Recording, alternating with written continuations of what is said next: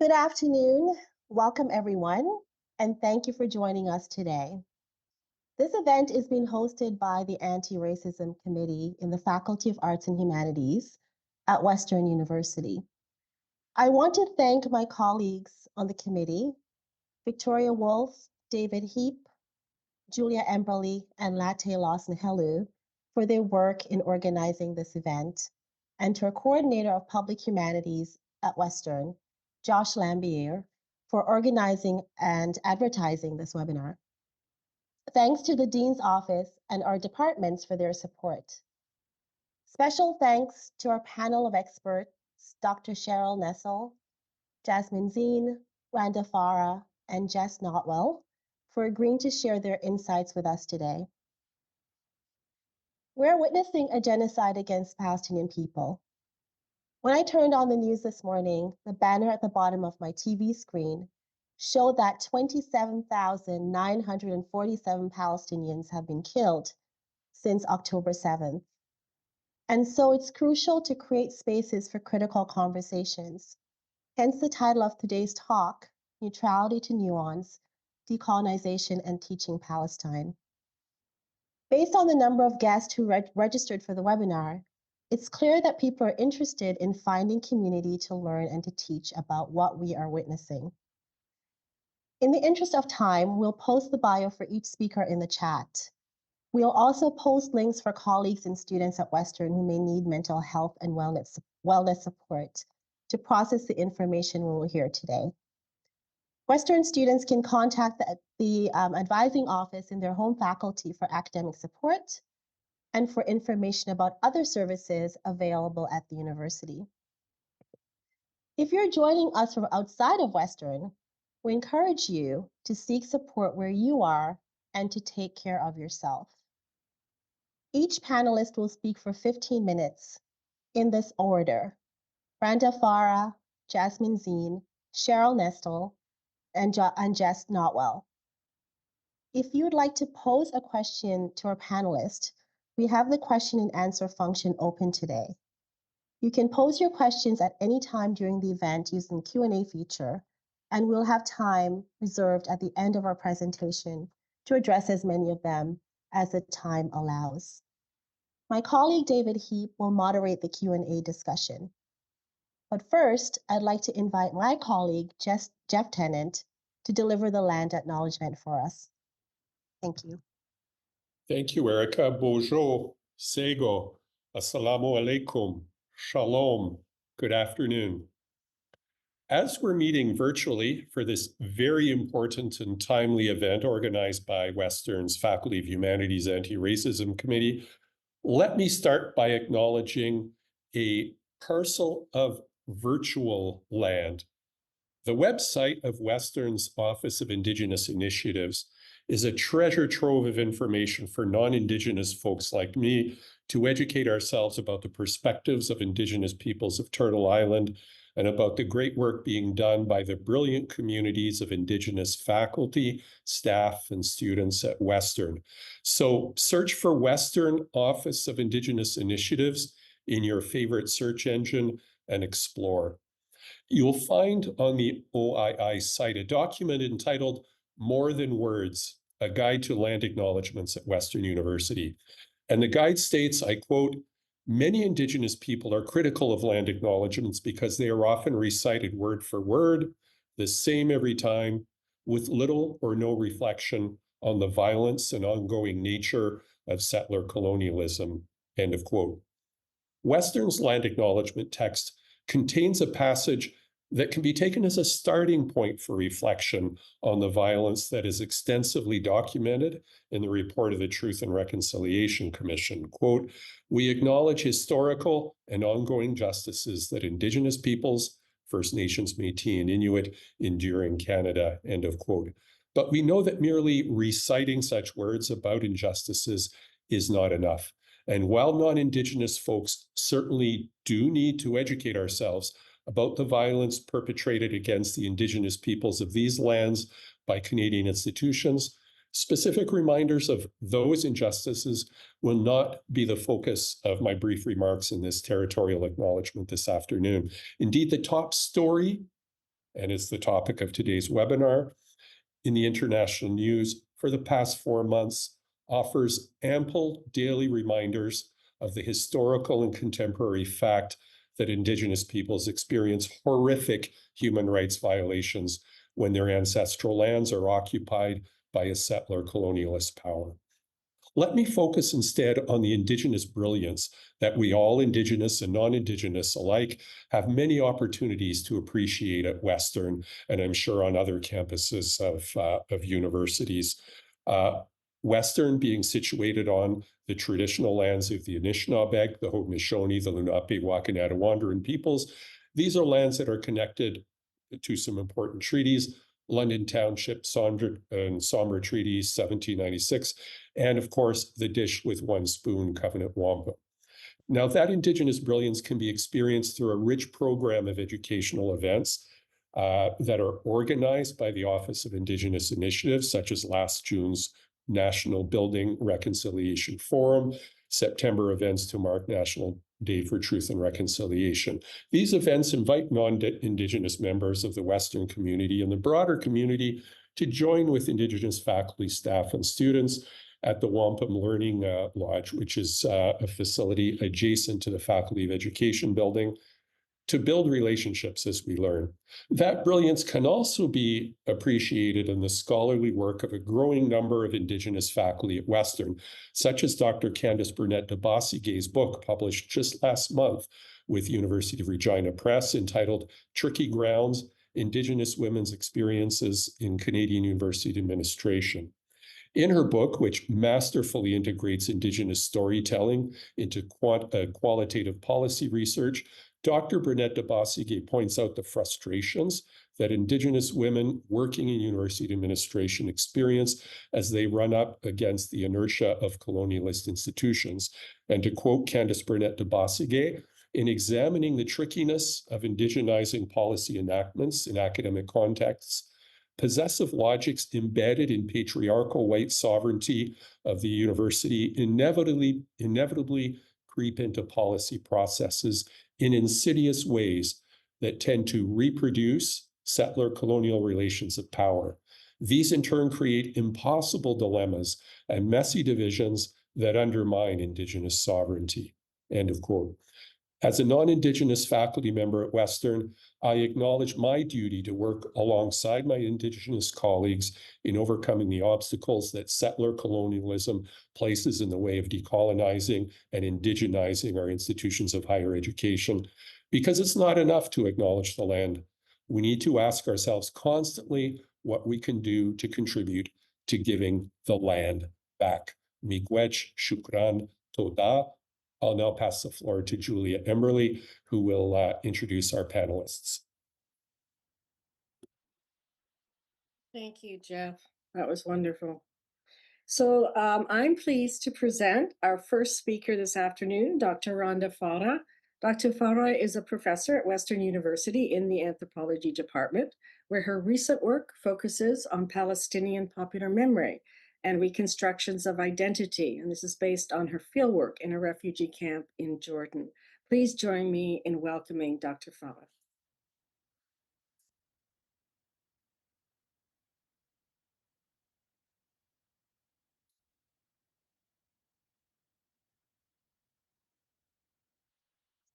Thank you so much, everyone. Special thanks to the Faculty of Arts and Humanities Anti-Racism Committee for organizing this important panel and for inviting me. But I must begin by saying that my heart is very heavy today. It is not easy to talk about this while a genocide is unraveling in Gaza as we speak, and not to forget the West Bank, where people are being killed, injured, and Israeli military incursions have become regular events. Since October 7th, the Israeli military has killed over 28,000 Palestinians, injured some 68,000. Many others remain under the rubble.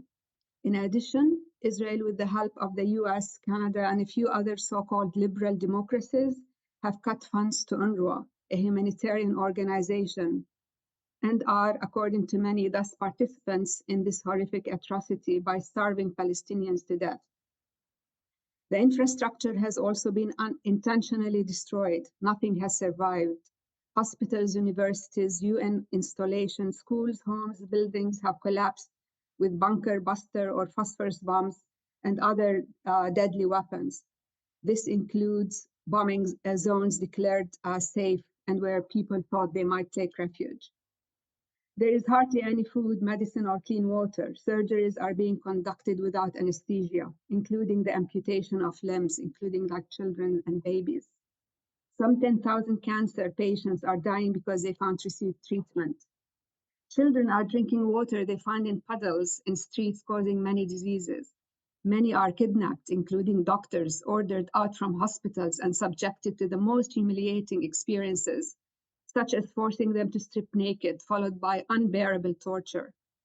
There are some 9,000 prisoners of war and hostages in Israeli prisons, more like dungeons where, invisible to the world, many have died because of torture and denial of life-saving medicines. But for us Palestinians, this is not new. It's a continuation of 75 years of ethnic cleansing.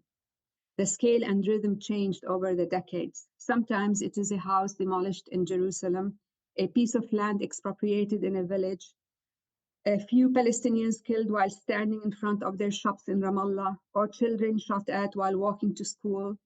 Other times it is on a massive scale, as it is today in Gaza. I was born in Haifa, my birthplace. 7 years earlier, Palestine was still Palestine, even though it had been under British colonial rule. And I want to show you the passports of my parents, because some people say there was no Palestine. In 1947-48, the consequences of the ethnic cleansing campaign was the destruction and depopulation of over 500 villages. Palestinian cities were emptied of most of their Arab inhabitants. In total, 750,000 Palestinians were uprooted, and 78% of historical, or some call mandatory, Palestine was occupied and renamed as Israel. My family was among the 150,000 Palestinians who survived the ethnic cleansing of Palestine. But the Palestinians who remained were placed under military rule from 1948 to 66, which limited our movement. We were not allowed to form our political parties or express any symbol attesting to our Palestinian national identity. And of course, our livelihood was severely affected. The new Jewish state expropriated 73% of the land and distributed homes and possessions of those who fled out of fear or were expelled to the newly arrived Jewish immigrants. We became involuntarily Palestinian citizens of Israel, treated as unwelcomed and unequal strangers on our own land, an impediment to the Zionist objective to build a Jewish state on the ruins of our ancient society. My family had moved to the West Bank in 1965, but 2 years later, in 1967, Israel occupied the remaining 22% of mandatory Palestine, that is the West Bank and Gaza. Once again, we lived under military rule. I remember the checkpoints, going to school, harassment, fear, and the knowledge that my land was being colonized. But perhaps the most frightening experience was in 1982. I was living in Beirut, Lebanon at the time, a new mother. My son was barely 6 months when Israeli Defense Minister Ariel Sharon led a massive military assault on Lebanon to destroy the Palestine Liberation Organization. The consequences were horrific. Over 20,000 were killed. Some sources suggest 30,000, both Palestinians and Lebanese. A promise by the Americans that Israel would not enter Beirut if the PLO cadres left, which they did, encouraged my parents to leave Beirut and visit family here in Canada. I remained with the baby, believing the war was over. But the Israelis decided to invade Beirut, and between the 16th and 18th of September, they surrounded the Sabra Shatila refugee camps, shelling them, and let in the members of the Lebanese Phalange Party with axes and knives to go in and slaughter the refugees. This included pregnant women. Yes? Do you have slides to share? You mentioned some images. Yeah.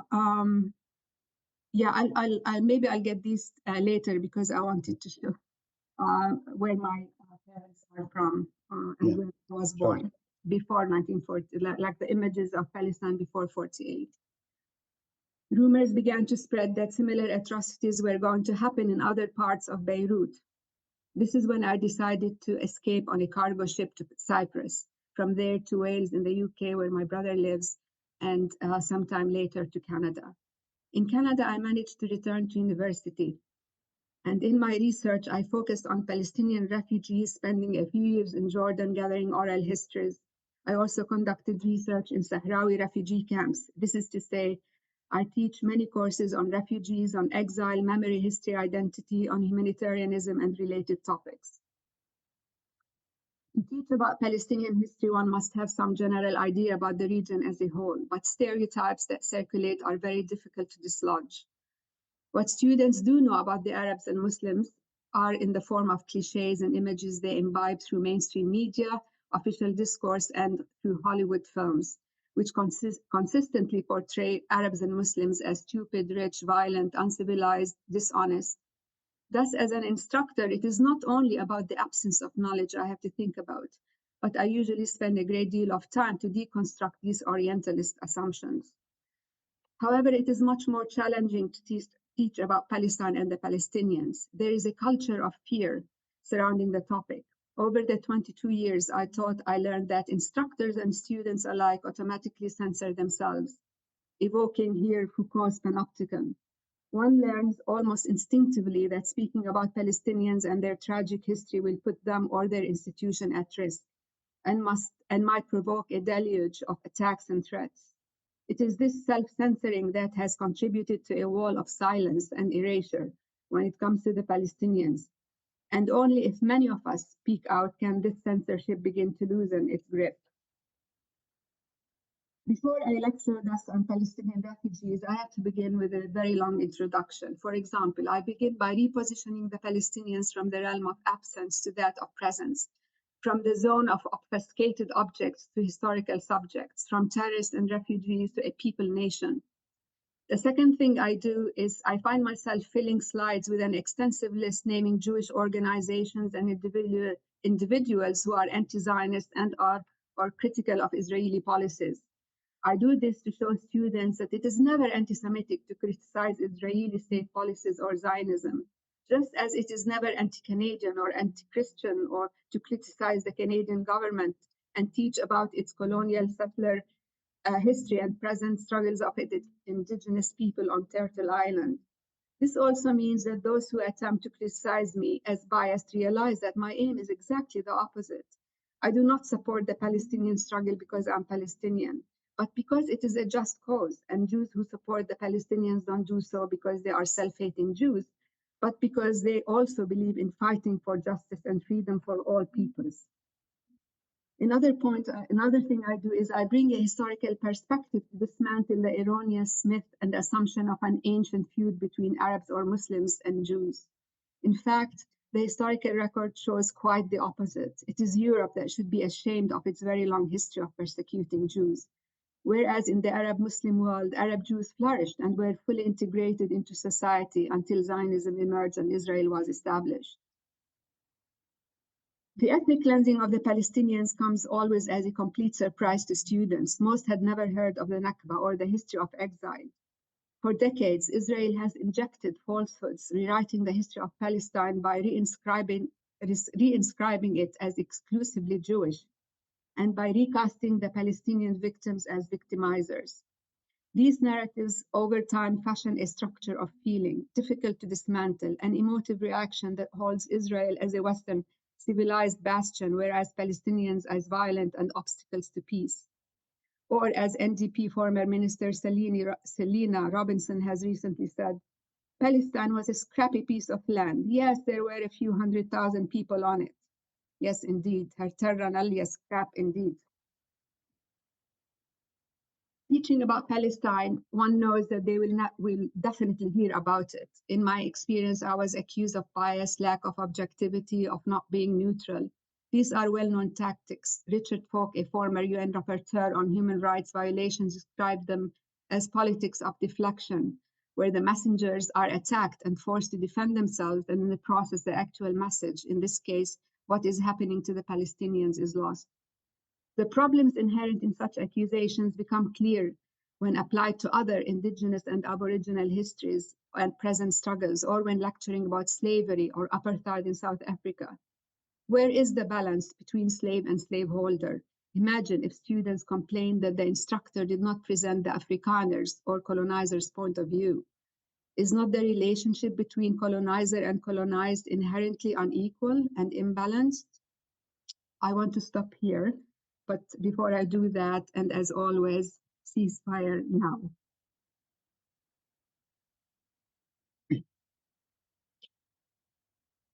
And this is like, these are the slides.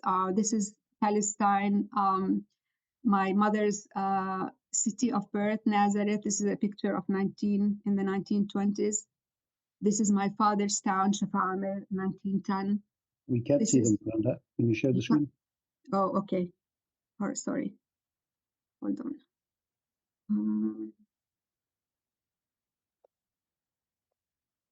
Yeah. Yeah, okay. Sorry. So this is again, this is Nazareth in 1920s, and I'm doing this especially for Robinson, so she knows it wasn't a scrappy piece of land. This is the town of Shafa'amer, where my father is from, 1910. This is Haifa. If you look closely, the caption says you can see the huge oil tanks by Palestine Oil Refinery of 1937. So these are images before 1948. And this is just a map of Palestine and the territorial loss, how, colonial expansion on Palestinian territory.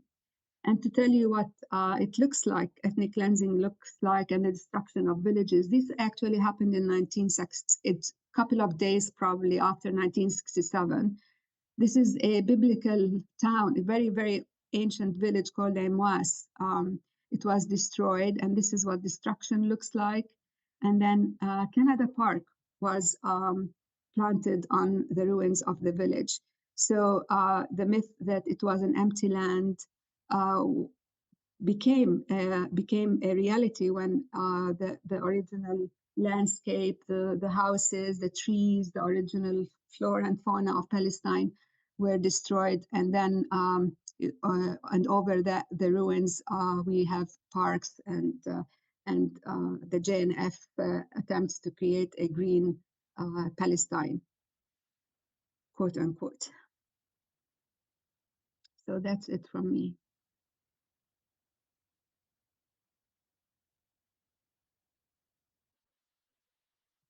Thank you, Randa. Our second speaker today is Dr. Jasmin Zine. Dr. Zine is a professor of sociology and religion and culture at Wilfrid Laurier University. She is well known as an expert on Islamophobia, and we're delighted to have her here with us today. Please welcome Dr. Zine.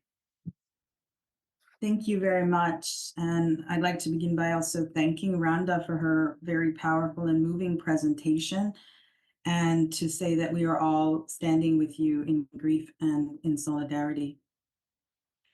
Like many of us, I've spent the past several months in a whirlwind of grief and horror, trying to maneuver my way through this massive, soul-crushing haze. As this horrific genocide in Gaza continues to unfold, as a Muslim and a scholar of racism and Islamophobia studies, I have felt a profound sense of post-9/11 deja vu.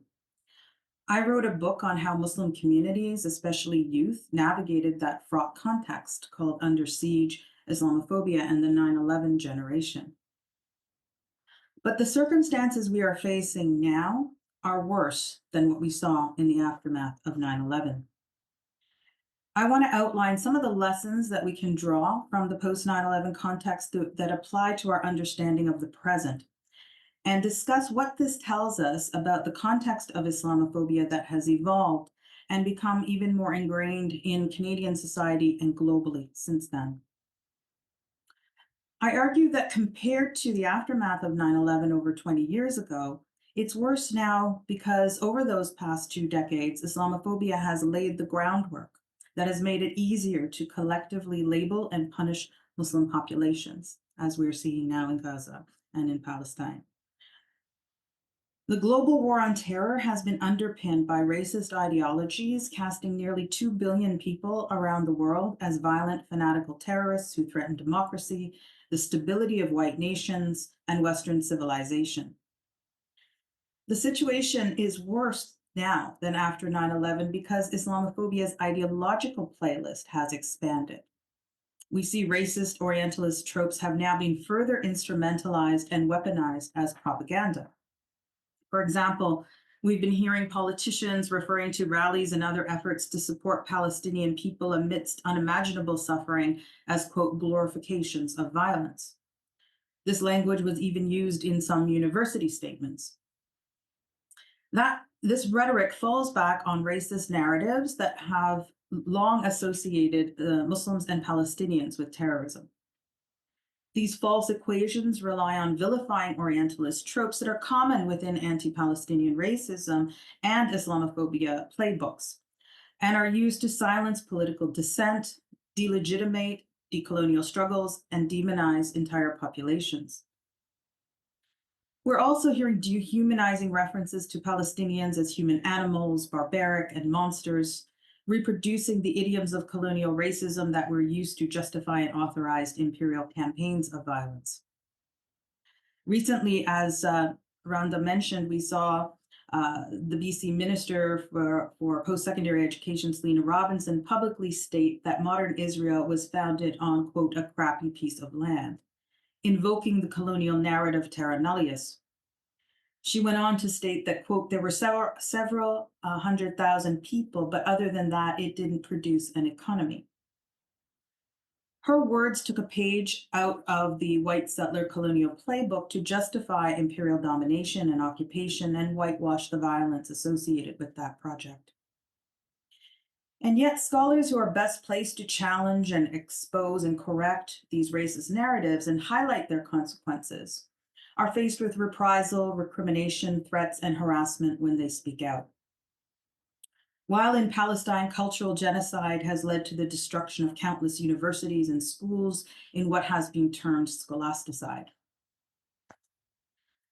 Another way that it is worse now than after 9/11 is because since then, the war on terror playbook on how to subjugate Muslim populations has been passed down not only among the fraternity of white colonial and white settler nations, paving the way for Palestinian genocide, but also to countries like China, Myanmar, and India, where we're witnessing various anti-Muslim campaigns that range from ethnic cleansing and genocide to the mass internment of Muslims in so-called re-education camps, in Orwellian forms of surveillance, as well as in the systemic manifestations of Islamophobia and state policies globally.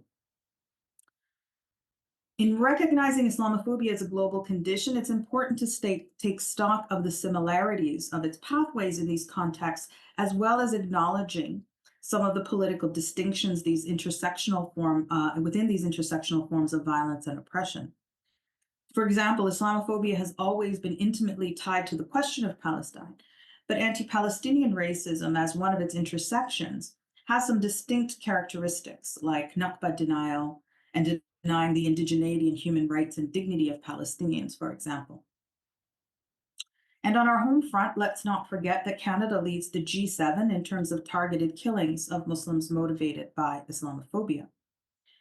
We have witnessed 2 deadly attacks against Canadian Muslims since 2017, including the London, Ontario attack in 2021, which is close to home for those of you at UWO. And there have been numerous hate incidents that have escalated in this country over the past 2 decades and now exceed the level that we saw after 9/11, with a reported 1,300% increase since October 7th. We have now also seen heavily funded Islamophobia networks operating since 2010. The Islamophobia industry, which is the name for these networks in the United States, circulates $1.5 billion through 39 anti-Muslim organizations to promote Islamophobic propaganda. In Canada, Islamophobia is also organized, orchestrated, networked, and monetized. through groups that include white nationalists, far-right media, Islamophobia influencers, Muslim dissidents, pro-Israel fringe right groups, Hindutva activists, conservative think tanks, and their designated security experts, who all promote demonizing anti-Muslim campaigns. And I have detailed all of this in a 250-page report I wrote on the Canadian Islamophobia industry. And I wanted to signal that just so that we understand the organized and orchestrated nature of a lot of the backlash and campaigns that we are seeing right now. The Islamophobic and anti-Palestinian campaigns gain even more traction now because we're living in a post-truth world where disinformation campaigns, conspiracy theories, and Muslim scare stories are disseminated on numerous platforms like Facebook, Instagram, TikTok, as well as through scores of blogs and websites that didn't exist back in 2001. And there are now networked subcultures that globally traffic in these false narratives. Also, since 9/11, we have seen the fortification of the security state, with policies that promote racial profiling and securitization. For more than a decade, for example, Muslim student associations at Canadian universities have been subject to visits by security agencies like CSIS, the RCMP, counterterrorism policing units, because they are part of this 9/11 generation who are seen as potential radicals and extremists. These apparatuses of racial governmentality have now become embedded within state policies and practices and are easily operationalized against Palestinian and Muslim youth and communities at large now. For example, recently, Toronto police showed up at a talk given by my friend and colleague, Dr. Mohamed Ayash, a Palestinian scholar who was invited to speak at York University. The unwarranted interruption by police sent the message that his talk on Palestine might be disruptive to the public good and required police surveillance and oversight. Now, this is all part of the rising neo-McCarthyism and the silencing of free speech and academic freedom that we're witnessing now on a daily basis. This was shockingly evident in a speech at the Ontario Legislature by the Minister of Colleges and Universities, Jill Dunlop, who publicly doxed students and professors that she deemed as, quote, glorifying and celebrating violence, supporting atrocities like rape, torture, mass murder, and inciting and justifying violence, terrorism, and hate because of their activism in support of Palestinian people. And she called for universities to impose disciplinary actions against their alleged misconduct. So after that statement, not only did the publicly named students and faculty now have a target on their back, but we're seeing student groups across the country censured, sanctioned, defunded, and sued for their support of Palestine. Every day, we are also hearing new cases of staff and faculty at universities under attack for signing open letters or retweeting posts that in any way question or challenge Israeli policies and racist narratives. This includes the removal of UWO's Muslim chaplain, Arij Anwar, for social media posts that he made that were deemed divisive when they were simply challenging and correcting demonizing misinformation campaigns and underscoring the violent actions of the Israeli state. Can we imagine universities being so quick to fire faculty and staff or suspend students if they criticize Canada in the same way? How many Indigenous and racialized folks and their allies would be terminated if that was the case? So make no mistake, free speech on our campuses is under siege and academic freedom is now being imperiled in unprecedented ways. We can all agree that real anti-Semitism should be vigorously opposed and challenged, but we must separate this out from organized campaigns of political censorship that conflate criticism of Israel's policies with anti-Semitism.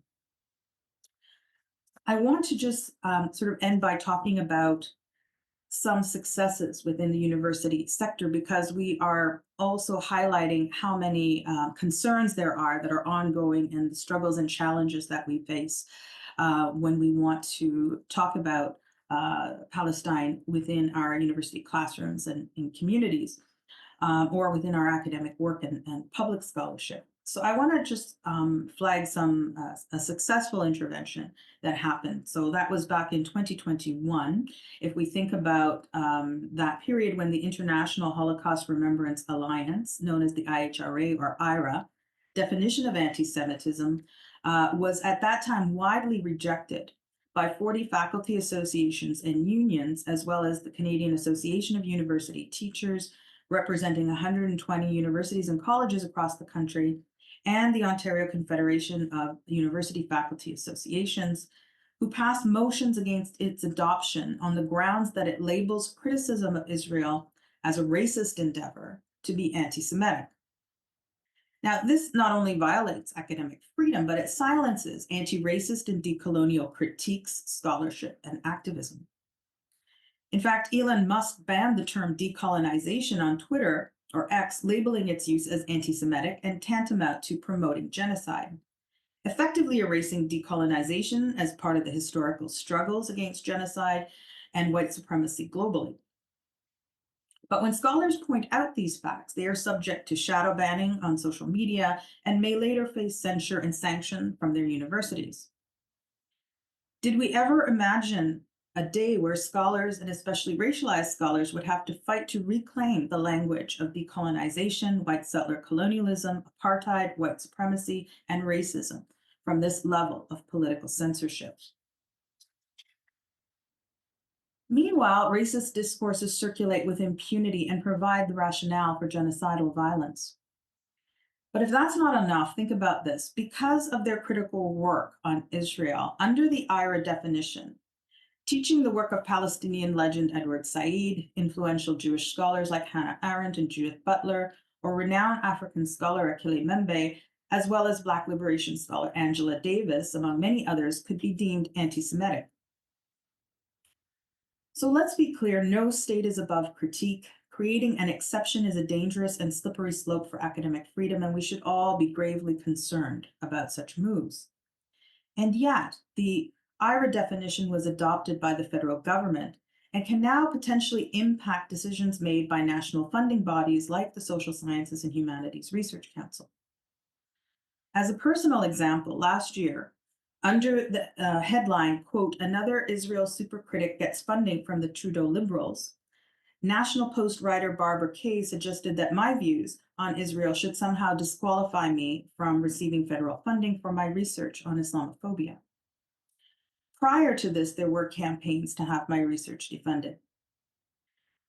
The IRA definition has also impacted the Department of Canadian Heritage. For example, new policies at Canadian Heritage require that grantees must attest to the IRA definition of anti-Semitism in order to receive or keep their funding. These measures effectively require applicants to sign away their rights to criticize Israel.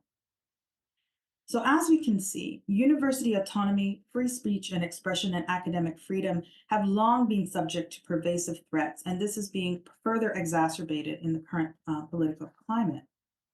So as a response to these ongoing concerns, in 2021, the No IRA academic campaign was spearheaded by the Academic Alliance Against Anti-Semitism, Racism, Colonialism, and Censorship in Canada, which we go by the acronym ARC. And this alliance was formed by me, Sheryl Nestel, who's joining us today, Larry Haven from Independent Jewish Voices, Mohamed Ayash, Diala Hamza, and Greg Bird. In partnership with Independent Jewish Voices, we created a handbook called The IRA Definition of Anti-Semitism for Canadian Colleges and Universities, What You Need to Know. And we developed a sample motion for faculty associations and unions that outlined the concerns that it posed for academic freedom in the university sector. And some of those links are in the chat. And so as a follow-up in response to the dire political context we're now facing, ARC also started a new campaign addressing the ongoing McCarthyism at Canadian universities and the need for renewed vigilance against threats to academic freedom. ARC put out an emergency statement and sample motion that can be found on the Faculty of Palestine website, and I'll direct you to the chat again for that link.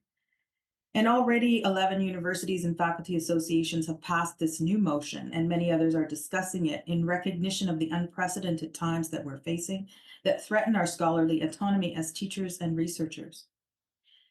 The fears and concerns that came with the No IRA academic campaign back in 2021 are being realized across the university sector, where there has been unprecedented silencing and suppression that sparks fear and self-censorship, as Randa mentioned, especially among untenured and contract faculty. Racialized faculty are among the most targeted and vulnerable in these campaigns, and many lack support in their institutions when they experience backlash. These repressive tactics that we're witnessing must be challenged, and scholars must be free from all forms of recrimination and harassment that may occur due to the nature of their teaching and research. And I would also implore all of you to contact your EDI departments and leaders and call them into account if they fail to include anti-Palestinian racism in their statements. EDI at Canadian colleges and universities have reduced decolonization to performative acts that do nothing to challenge the structures of power that sustain colonialism and white supremacy. So as a final note on the post 9/11 context and now, 9/11 was that watershed moment, the kind of moment when people look back now and they ask each other, where were they when those events happened? But what's different now is that when people look back on this moment, the question will not be, where were you when this happened? But rather the question will be, what did you do when this happened? And so now is the time to stand up and be counted. So please do not write or teach about this moment from a safe distance years down the road if you don't stand up and speak about it and teach about it now. Thank you. Thank you, Jasmin. So I'd like now to introduce our third speaker today, Dr. Sheryl Nestel. In addition to her award-winning scholarship, Dr. Nestel is an important activist in combating the suppression of free speech on Palestine by faculty, students, and activists in Canada. She is also an affiliated scholar at New College, University of Toronto. Please join me in welcoming Dr. Sheryl Nestel. Thank you, Julia, very much. I want to congratulate the organizers and everybody supporting this webinar. It is not easy to put these on these days, and I've spoken to a number in the last 4 months, and there hasn't been one instance where the organizers have not gotten pushback before and after the event for presenting outspoken scholars and others on what's going on in Gaza right now. So what I want to talk about here today is the intensification of attacks on scholars and scholarship related to Palestine since October 7th, and it follows on a lot of what Jasmin was saying. I say intensified because these attacks are not a new phenomenon, but rather one that has been happening for years. So in addition to highlighting some of the most recent incidents, I will showcase a comprehensive report released in October 2022 by Independent Jewish Voices, with which I'm affiliated, about the suppression of speech on Palestine and Canadian universities. And what this offers us is a baseline for how suppression has functioned up until this point, and it explores some of the mechanisms through which academic freedom of expression has been stifled by creating a chilly climate of intimidation and coerced silence. And I want to emphasize that we should not let the important struggles for freedom of expression and for the right to narrate Palestine here distract us from our obligation to keep uppermost in our minds the destruction of Palestinian life that is taking place at the moment. And I think both speakers who came before me, Jasmin and Randa,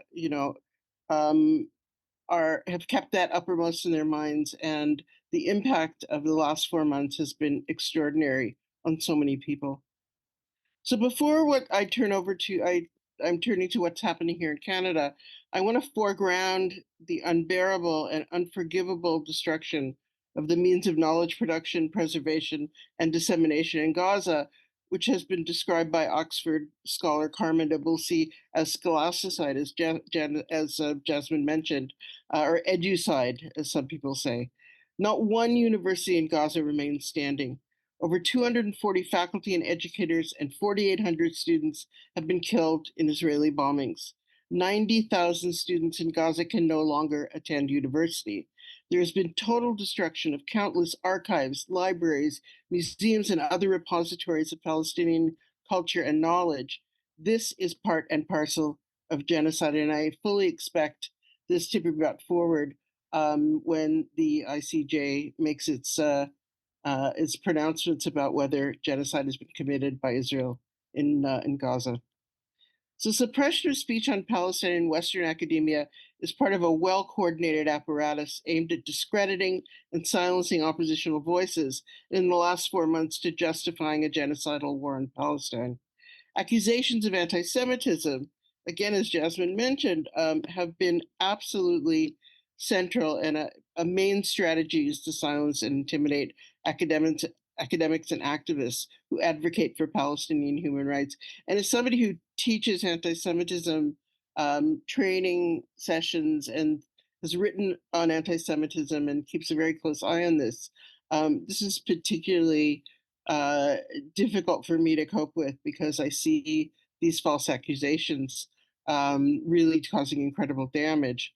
So allegations of Jew hatred directed at supporters of justice for Palestine constitute a strategy conceptualized by the Israeli government in partnership with Jewish communal leaderships, national and international Jewish organizations, pro-Israel advocacy groups, institutional arms of the Israeli government, and academics and researchers promoting the idea of a new anti-Semitism in which they claim Israel is demonized as the Jew among nations. University of Pennsylvania political scientist Ian Lustig has argued that the lobby constitutes a vigilante force, which has made it increasingly difficult to criticize Israel without fear of lawsuits, accusations of anti-Semitism, demands for political balance in staging of events, blacklisting of participants, or other forms of personal or institutional harassment. Another rhetorical weapon frequently used by Israel advocates, and both Randa and Jasmin brought this up, is the claim that pro-Palestinian activists are supporters of terrorism. Indeed, terrorist and Palestinian have become virtual synonyms in the pro-Israel lexicon. These accusations must be seen as a feature of what is now recognized as anti-Palestinian racism, and I would refer you to a groundbreaking report issued by the Arab Canadian Lawyers Association, ACLA, which offers a collaboratively developed description of anti-Palestinian racism, and you can find that on their website. So the tens of thousands of Canadians demonstrating for a ceasefire in Gaza have been characterized by some journalists and Israel-supporting organizations as variously pro-Hamas mobs, terror supporters, and unrepentant anti-Semites. One only has to be sympathetic to the Palestinian plight to be defamed by accusations of anti-Semitism, an accusation even leveled at pro-Palestinian Jews like myself. Some Jews, however, particularly students, have expressed feeling fear when they encounter protests or symbols or slogans of Palestinian resistance, even if they were not subjected to violence or harassment by demonstrators. And I want to make a distinction between this fear response and that which Jews have felt in the wake of actual attacks since October 7th on Jewish communal sites, including firebombings, bomb threats, and shooting into unoccupied synagogues. These acts unequivocally constitute anti-Semitism, and it is understandable that they evoke a response of fear. However, how do we understand the kind of anticipatory fear in response to calls for a ceasefire or to the display of a Palestinian flag? As Sarah Ahmed notes, the question of fear is shown to be structural and mediated rather than an immediate bodily response to an objective danger. Fear is a response to the threat of violence, but the threat itself is shaped by the authorization of narratives about what is and what is not threatening, and about who are and who are not the appropriate objects of fear. As I mentioned earlier, discourses of threat and violence are commonly used to characterize Palestinians, thus rendering claims of fear of pro-Palestine demonstrators and symbols completely plausible, even in the absence of evidence of harm. I want to mention just a few of the incidents of suppression of speech on Palestine that have occurred in Canadian academia since October 7th. And Jasmin's already gone over what happened to our friend and colleague Muhammad Ayash, who's a full professor of sociology at Mount Royal University, when he went to give his invited lecture last Friday, entitled "The Palestinian Struggle for Liberation, Aspirations for a Decolonial Life." and, 3 Toronto police officers entered and stood at the front of the room. I must say I was struck when I saw the photos that were sent because it was a very small crowd. It was 15 or 20 people. But the police had been called not by the university. We still don't know who called them. A week later, it should be very easy to find out, but the York administration has not released that information, nor have they publicly apologized to Muhammad. And that is obviously a complete violation of academic freedom. At Western, as Jasmin mentioned, Arij Anwar was fired after responding, the Muslim chaplain responding to an egregious tweet by former Senator Linda Frum. And if you follow her, as unfortunately I have to, on Twitter, she says some really awful racist things.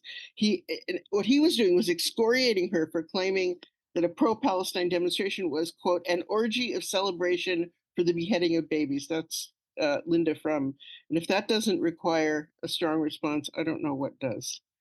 The other thing that's happening is multi-million-dollar class action lawsuits have been filed on behalf of Jewish students against UBC, York, Queen's, Concordia, McMaster, and Toronto Metropolitan University. The McMaster case is a $77 million case. And these were filed by the discredited law firm Diamond and Diamond, in which it is claimed that universities have failed to protect Jewish students from anti-Semitism. Another thing that has happened is that after students at the TMU Law School posted an open letter in response to the October 7th Hamas attack that they claimed sought to contextualize the assault, a firestorm erupted. Law firms were encouraged by the Center for Israel and Jewish Affairs to check the list of student signatories to the letter and refrain from offering them positions. Several large law firms withdrew funding for major scholarships, and an investigator has been brought in to evaluate this situation. B'nai B'rith Canada, which claims to be a human rights advocacy group, brought a legal case to the Quebec Superior Court against a policy against genocide in Palestine adopted by 78% of the undergrads who voted in a referendum held by the Student Society of McGill. The referendum cannot now be ratified until the court decides its constitutionality on March 24th. In the academic medical world, and I think this has really flown under the radar, doctors who have spoken critically about Israel's war in Gaza have been targeted by their peers. Dr. Tarek Loubani, who was wounded by Israeli troops while volunteering during the Great March of Return in Gaza in 2018, has carefully documented this on Twitter, or X.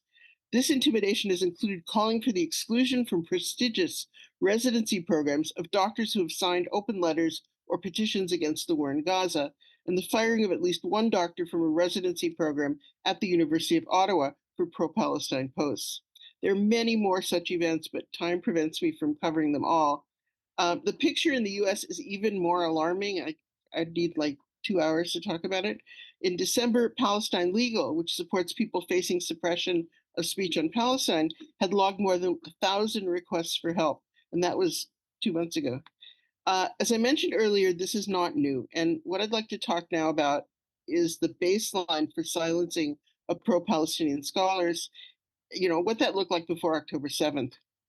So in early 2021, as the intensification of this harassment, intimidation, and even litigation against Palestine solidarity activists became more apparent, I co-authored with Rowan Gaudet a 100-page research report for Independent Jewish Voices Canada, documenting how these tactics and the aggressive campaign for the adoption of the International Holocaust Remembrance Alliance definition of anti-Semitism, which considers strong criticism of Israel to be anti-Semitic, were creating a chilling effect on advocacy for Palestine, particularly in academia. What emerged from our research was evidence of this vastly consequential and largely undocumented chilling effect upon teaching, knowledge production, and activism related to the struggle for justice in Palestine. In all, we collected 77 testimonies from 40 faculty members, 23 students, 7 activists, and 7 representatives of organizations. Testimonies came from participants working at 21 universities in 7 provinces. They represented 11 disciplines, and 82% of our interviewees occupied tenured or tenure-track academic positions. In analyzing the data, we identified the following categories, which reflected respondents' experiences: political intervention into hiring, restrictions on academic freedom, self-censorship in relation to Palestine, which Randa mentioned, fear about the potential impact of the International Holocaust Remembrance Alliance definition, harassment by pro-Israel advocacy groups and media outlets, attacks from academic colleagues, the role of ethnic, racial, and religious identity and the experience of harassment, the emotional impact of self-censorship, harassment, and suppression of speech, political interference by university administration, classroom and social media surveillance, sexist and homophobic slurs, anti-Palestinian and anti-Arab racism and Islamophobia, threats of violence, including death threats and threats of sexual violence. And it's very important for me to note here, as others have, that Palestinian academics and students appear to be the most profoundly affected by the chilly climate, along with racialized faculty members and students. And I want to just interject here that this report, which was endorsed by 12 major international scholars and local scholars, including the former head of CAUT, Canadian Association of University Teachers, has never gotten any traction at all from academia, including from the Canadian Association of University Teachers, which I found to be profoundly disturbing because the empirical evidence is so absolutely clear.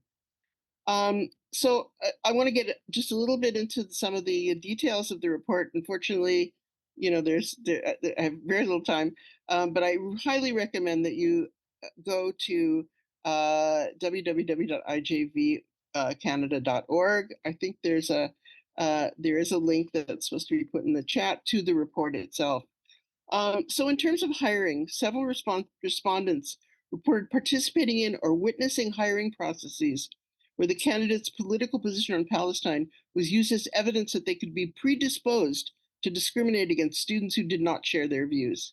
Candidates who had expressed critical views on Israel were seen as potentially divisive for the department where the hiring was taking place. In some instances, Jewish department members expressed that they would feel unsafe if a candidate perceived to be pro-Palestine were to be hired. In terms of academic freedom, several faculty members reported that submissions to academic journals and book publishers were met with negative reviews, citing the author's critical stance on Israeli human rights violations. 3 interviewees disclosed that articles that they were told had been accepted for inclusion in journals or edited collections did not appear in the final publications. In several incidents, submissions critical of Israel were withdrawn by the editors from the publication at the last minute or reported to be lost. Self-censorship has been big. Reports of self-censorship figure prominently in the research findings. As one respondent commented, I purposely would avoid discussing Israeli settler colonialism in my classes, even when relevant to our studies, in fear of being labeled as an anti-Semite and of not being promoted to tenure. To me, this is an effective campaign to censor critics. Another respondent quipped, I'm not going to lie to you. I don't teach about Palestine, and that's an intentional risk aversion. In our research, we found that one of the reasons for self-censoring was respondents' precarious academic status as pre-tenure faculty or as academic job seekers. The impact of precarity on the practice of self-censoring on issues related to Israel-Palestine should not be underestimated. Several interviewees reported that as pre-tenure faculty, they avoided teaching, researching, or speaking about Palestine. Surveillance, and this is one that gets my goat. Half of the faculty members we interviewed reported being targeted by campus pro-Israel student groups and or by external pro-Israel advocacy groups. Among these activities were attempts to shut down or forcefully disrupt campus events about Palestine, the launching of public slander campaigns against pro-Israel, pro-Palestinian faculty, and the lodging of complaints with university administrators against faculty. In addition, we identified 128 Canadians, including 89 students and 34 professors, who have been targeted by Canary Mission, a site which publicly identifies and vilifies hundreds of Palestinian human rights activists, and students. Irish scholar David Landy characterizes sites like Canary Mission as a virtual panopticon to put all academics on notice that they will be observed and attacked should they criticize Israel. We were not surprised to learn that scholars who identify as Palestinian reported having been profoundly affected by harassment and intimidation. As might be expected, these incidents were saturated with anti-Palestinian and anti-Arab racism and Islamophobia.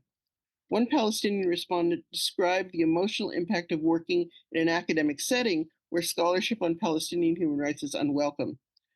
And this person said, the threatening environment is always there. Just being of Palestinian origin turns my life into a constant struggle to validate that there is such a thing as a Palestinian with a past, present, and future. The issue of Palestine has been described as a poison chalice, inasmuch as the imperative to educate about the history and current situation for Palestinians and about the role played by local and global power hierarchies coexists alongside the awareness that doing so poses significant personal and professional risks, risks that have only intensified since October 7th. The injurious impact of the Chile climate on advocates for Palestinian human rights gives us legitimate cause to worry about freedom of expression and dissent, and about the growing toxicity of discourse around the struggle for Palestinian freedom.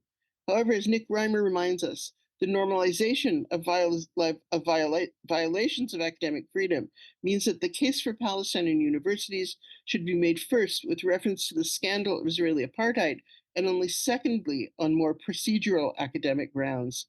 The chilling effect is largely a stratagem designed to foster denial of the unendurable reality of settler colonialism in Israel-Palestine.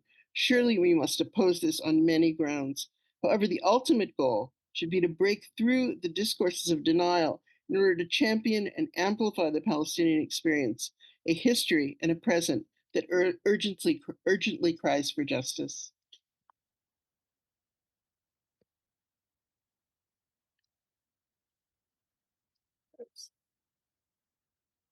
Thank you, Sheryl. I'm pleased now to present Dr. Jess Notwell, our fourth and final speaker.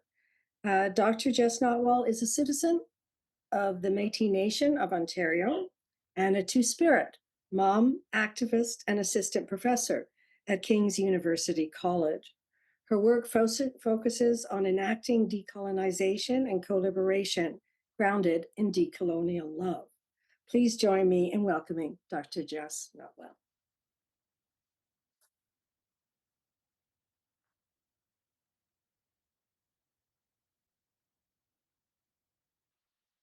Is that okay? All right.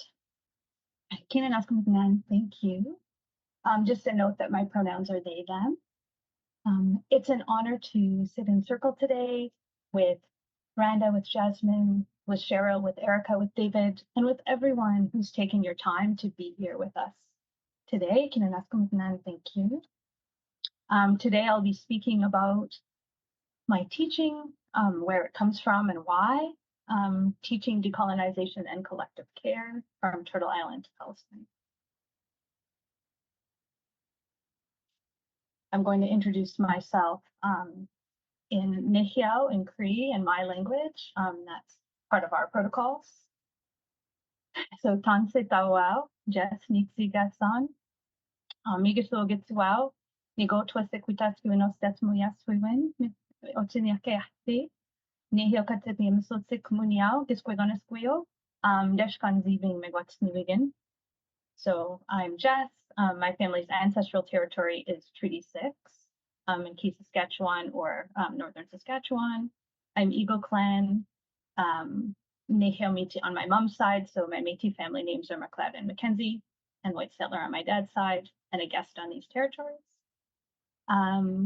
And a mom of two amazing Palestinian children, which is also part of why I do the work that I do in an important context. I want my children to have the opportunity to grow up in the context of ongoing genocides on Turtle Island, in Palestine, and of course elsewhere in the world, in Sudan, in Congo, and additional places. I want them to have the chance to become adults. We have lost 5 family members in the West Bank since the 7th of October, one of whom was my children's favorite cousin and one their favorite uncle. And one day after seeing something on the news, our daughter turned to my partner when she saw a little girl who'd been in the bombing in Gaza, and she said, "Baba, am I next?" It's not scholarship, it's not activism about those people over there. These are our lives. These are our children. This is our past and our future. These are our territories, and why we do the work that we do in relationship with Palestinian, Muslim, Arab, Indigenous students and community. My teaching work is also rooted in my PhD research, so I just wanted to mention it for one moment. My dissertation is called Decolonization is an Everyday Struggle in Palestine, Palestine, a collective practice of freedom rooted in Sakih Towin, decolonial love. And just for context, I lived for 2 years in Palestine doing my research. And so my teaching research pedagogy is rooted both in Nehiyaw and Anishinaabe traditional teachings I carry from my elders, my gifts from my ancestors, and what I learned from the Palestinian women, their families, communities, ancestors in the land with whom I did research about decolonial love.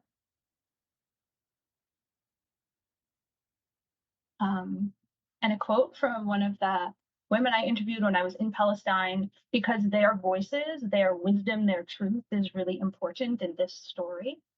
And so Kifah, not her real name, but Kifah, she said, you see, in Palestine, we don't choose to be active.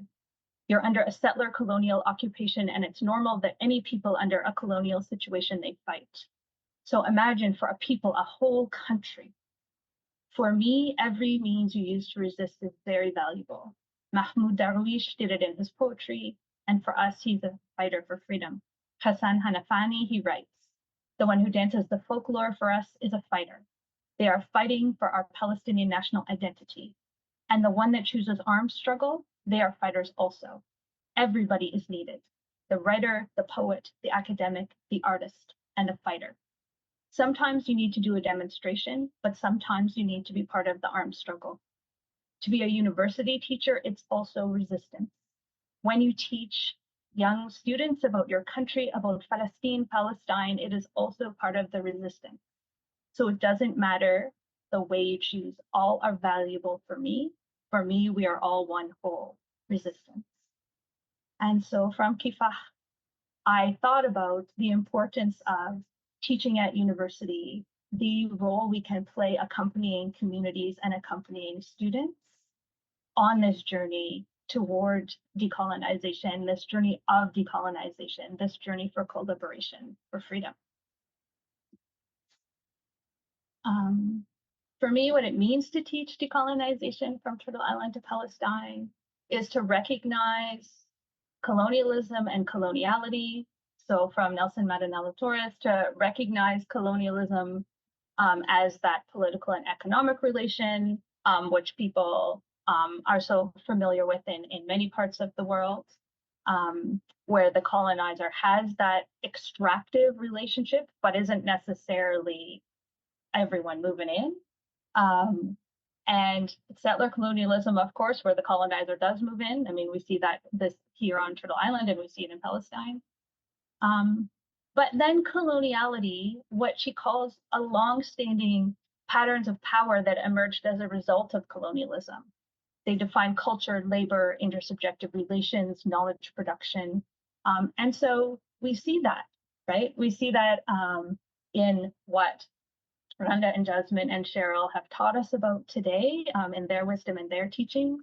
We see those relationships in the suppression of teaching about Palestine, in the violence of the genocide as well, those patterns of power, both in an ongoing colonial situation in Palestine and an ongoing colonial situation here, and how they define every interaction, every colonial narrative, every colonial logic. And so decoloniality then is the dismantling of those relations of domination that constitute coloniality. And for me, the way I walk through collaboration rooted in decolonial love, in care, in life, in thriving, and in beloved community. And in Black History Month, and every single day, but in Black History Month, drawing on Martin Luther King Jr.'s wisdom about beloved community, in which we can embrace and welcome and foster and ensure the full humanity of all people, free of poverty, free of racism, free of militarism, free of genocide. It's really powerful to be walking or in his footsteps, I guess, in this work also. I know this has been very clear today in this webinar, but also just to reaffirm that no matter what colonial logics or narratives are pushed forward, whether you're trying to civilize us, whether you're trying to render the land productive with the narrative that Indigenous people don't know how, greenwashing now has become huge, although it has been for a long time, but now the term is here. Whether you're trying to say that we don't know how to take care of our children, whether you're trying to say that our very existence is violent or terrorist or threatening, settler colonialism is really always about stealing land. And so you can see that in these two sets of maps, one of the northern part of Turtle Island and one of Palestine, and the shrinking land under the guardianship of the Indigenous people of the land. And here, there's 632 First Nations in the territories colonized as Canada, in addition to Inuit and Métis nations. And then in Palestine, under the guardianship of Palestinians themselves.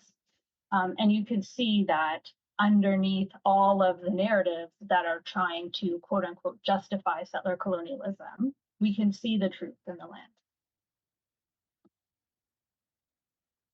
So for me, I mentioned decolonial love, which sounds kind of jargony, so I thought people might want to know what I'm meaning when I say that.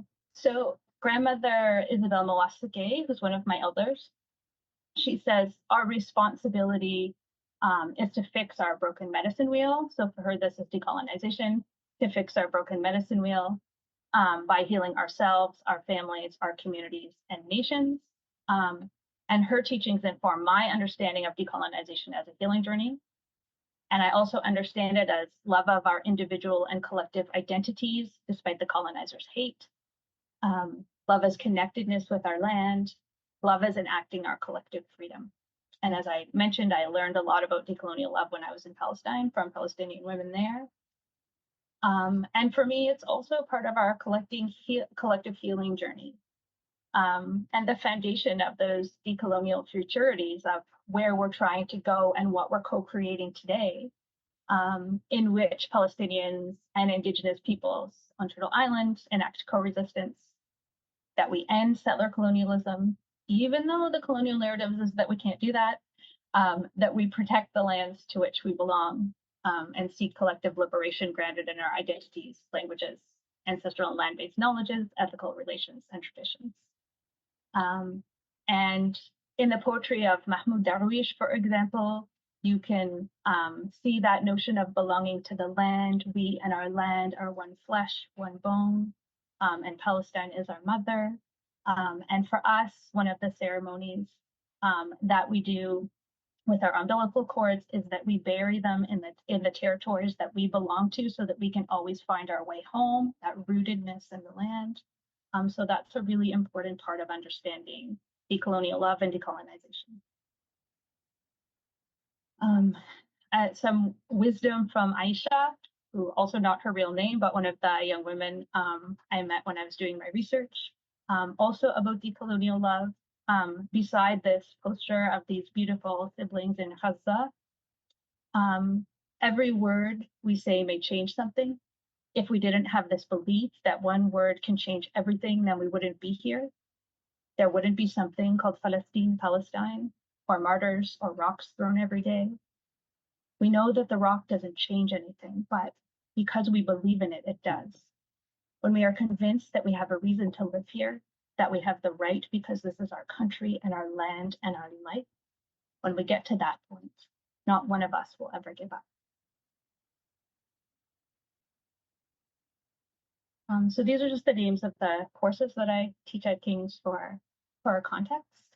And the course from Turtle Island to Palestine, the last one on this list, that's taught with my elders, Mary Lou and Dan Smoke, and also in good relations with the Canada-Palestine Social Association here in London, Independent Jewish Voices here in London, and People for Peace London, is what I'll talk about the most. So a really important part of teaching decolonization and enacting collective care from Turtle Island to Palestine is building, cultivating, sustaining good relations. And we always start class by creating a good relations wampum. So folks may be familiar with the practice of creating wampums, of creating treaties, of creating covenants between Indigenous nations here on Turtle Island, between Indigenous nations and settlers, and between Indigenous nations and the land. So the dish with one spoon wampum, people describe it as being between Anishinaabe and Haudenosaunee, but it's also a wampum with our Earth Mother, with the land. And so we start there around what are the laws that are going to govern the way that we relate with one another and with community, and how will we address injustice and harm.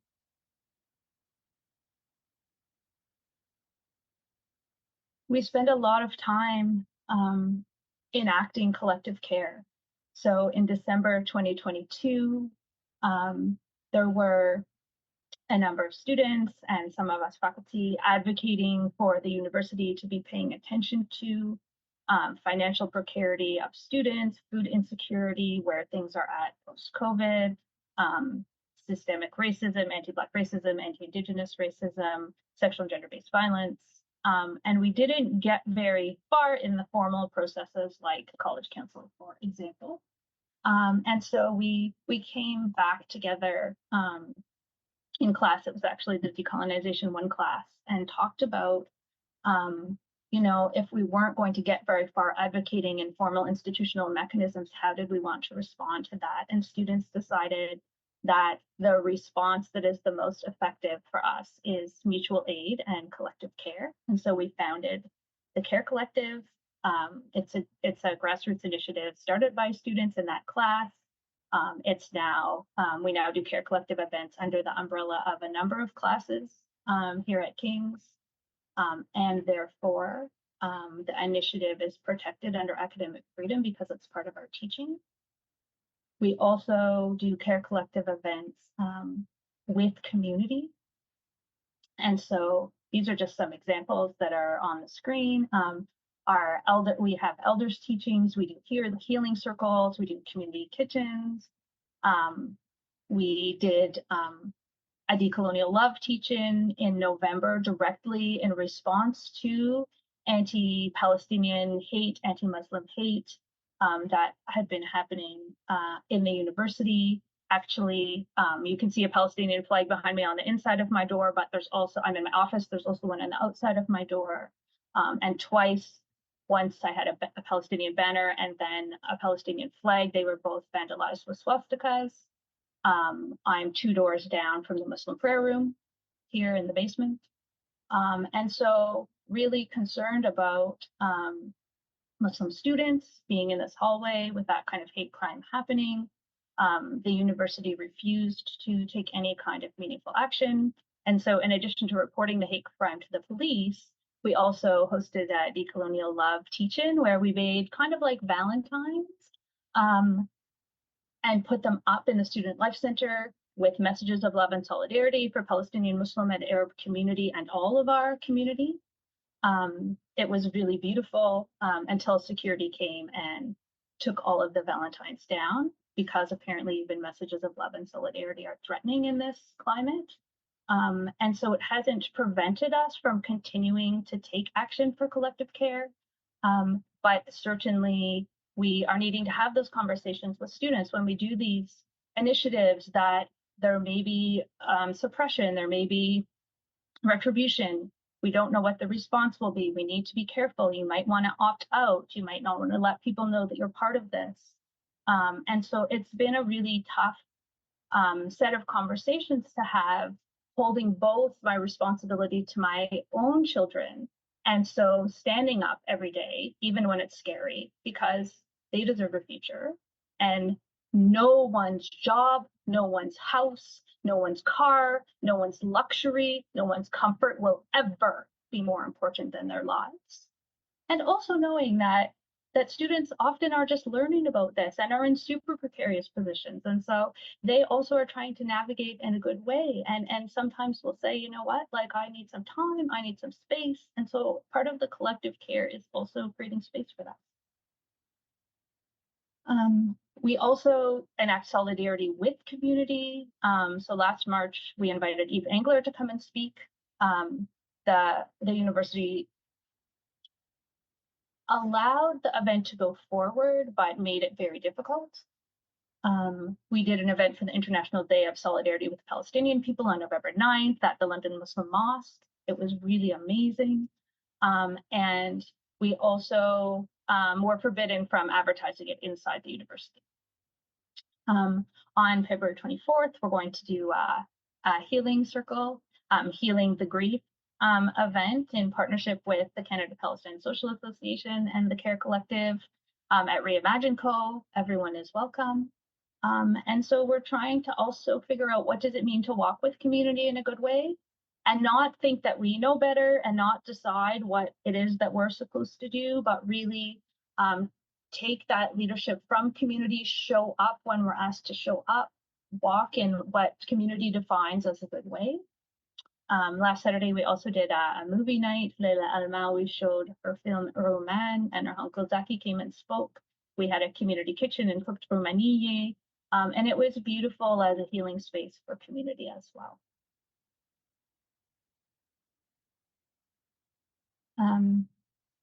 Last year on Land Day, we also did an event with community. So that was part of Decolonization 2 course.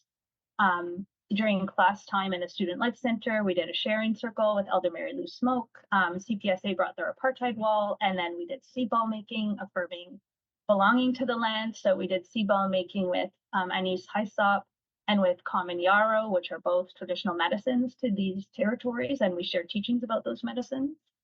And then community also did an event, which was not part of the course, but which some students chose to participate in the afternoon, a protest action at 2 major intersections not far from the university, raising awareness about land back from Turtle Island to Palestine and doing advocacy. Just a plug to ask folks to watch coming soon. We're doing a film festival from Turtle Island to Palestine, March 7th, 14th, 21st, and 28th. So March 7th will actually be a community event put on by Independent Jewish Voices and the Canada Palestine Social Association and People for Peace. London and the CARE Collective will also partner.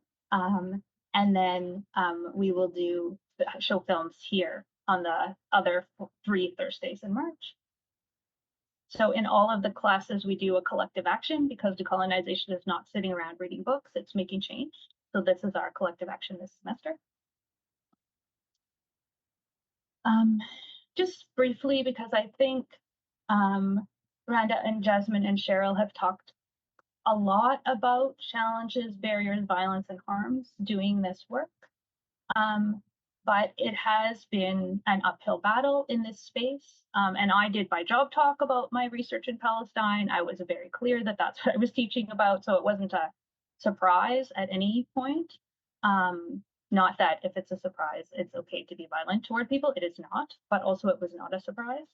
I was hired to teach decolonization, and it's still really been a challenge. The toughest thing I think has been that standing with Palestinian, Muslim, Arab, Indigenous, Black, racialized students is reframed by the colonial logic of the institution as insubordination, insurrection, incitement. And so there's this narrative and practice that it's dangerous to stand with students. And for me, I think that's the most destructive.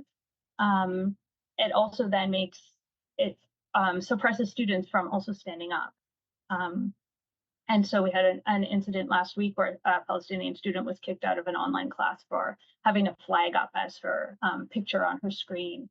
And she filmed it, so there was evidence, and the response of the institution was to lecture her for 2 hours about filming her class, not to respond to the harm that she experienced through anti-Palestinian racism. And so we're trying to strategize around that and also additional incidents that have happened and figure out how to walk in a good way in this climate of repression and suppression.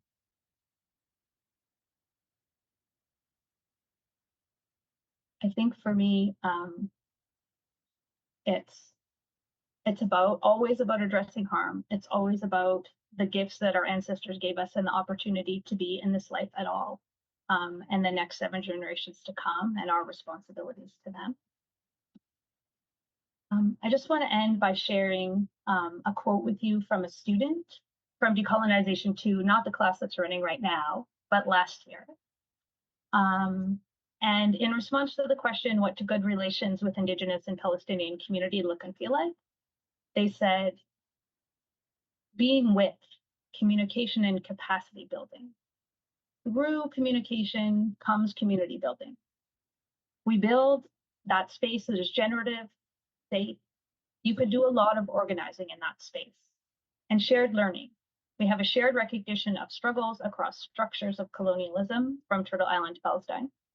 Through this shared recognition, through identifying with the struggle, even though your lived experience may be different, your shared experience of struggle is the same. And we're working toward building communities of struggle. And Indigenous solidarity becomes an embodied practice around which these communities are built. We enact mutual aid to uplift one another as a community, to elevate everyone so they are and feel safe, through which we can learn and recognize each other and then take direct action and enact more tangible resistance together. Kina Naska Movement, thank you.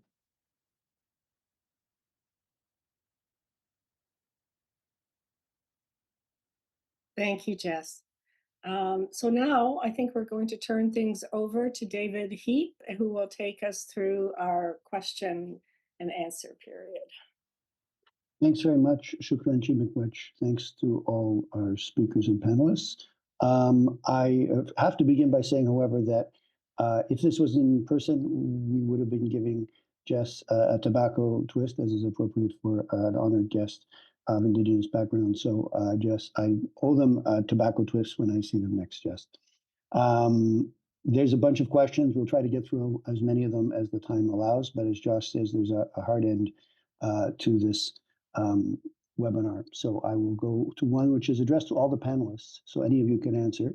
As we know, and it's from Fatmi Abdallah, as we know, Robinson, ex-Minister Robinson from BC, Robinson was crucial in mandating Holocaust education in British Columbia, set to start in 2025. In order to promote, quote, neutrality, let alone nuance, we would need to accompany this with a history of settler colonization of Palestine. However, the reception of the education ministry to this request can only be guessed at. What are the panelists' thoughts on moving forward with this? And we can hear from any or all of you as you choose.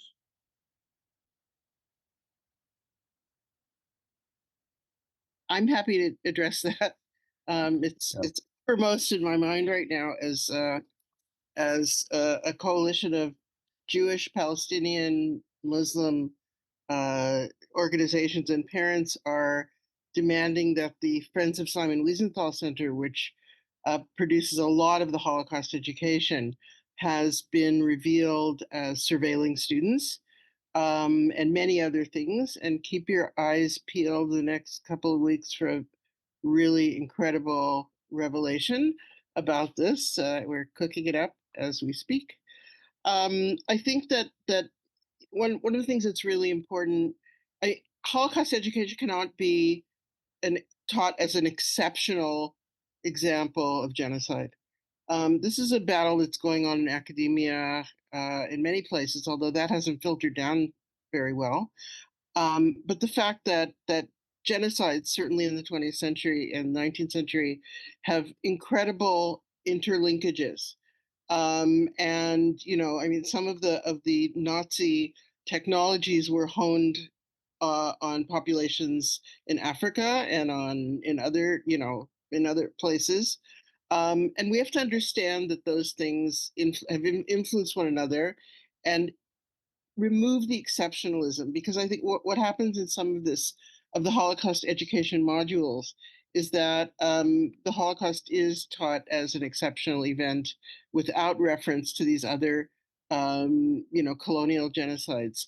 And I think that's very problematic in a lot of ways. So I think that's something that people need to get on their radar in terms of, I mean, the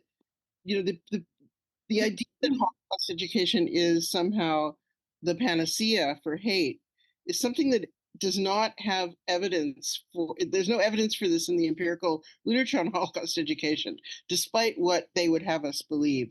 So I think that, if we have any demands at all in this area, they should be that these genocides have to be taught in connection to one another, and not only because that's actually the honest thing to do, but because the kids in these classes who are getting this education also bring to the classroom their own experiences of genocide and refugee status.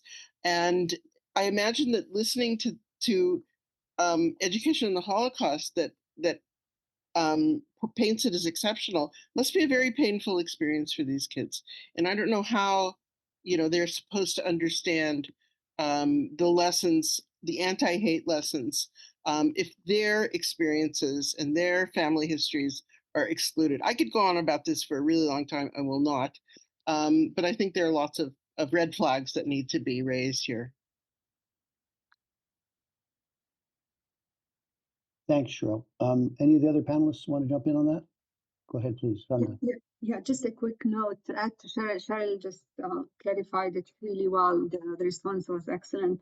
I just want to add, and there's this idea that the Holocaust is exceptional and this monopoly of suffering. And if you talk about the Nakba, there is a subtext. It's almost like you're denying the Holocaust. If you talk about Palestinian suffering and, and I think this delinking of what happened in Europe and the accountability that should be clear that it has nothing, but it's almost like the image of the Nazi has been superimposed on the Palestinians and the Arabs as opposed to. So I think it's always clear to show that, European history is European history. And there's a completely different trajectory of the history of Jews in the Arab world. And I'm not idealizing it or romantic, but generally it has been a much more positive historical experience that should be brought to bear in our discussions. Thank you, Randa. I'm sorry, I quickly scan here. I'm not seeing other hands. So we'll move on from an attendee who doesn't identify themselves. How does the International Court of Justice ruling impact these Canadian universities that have censored faculty and students because of criticism of Israel? Any of you?